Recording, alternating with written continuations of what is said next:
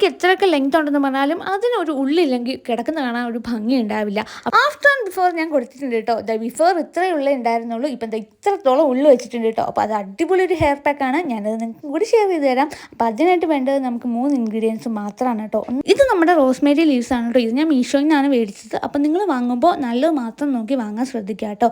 അപ്പോൾ പിന്നെ നമുക്ക് വേണ്ടത് ഉലുവയാണ്. റോസ്മേരി ലീവ്സ് ഞാനൊരു 2 ടീസ്പൂൺ എടുത്തിട്ടുണ്ട്. 1 ടേബിൾ സ്പൂൺ എടുക്കണം കേട്ടോ.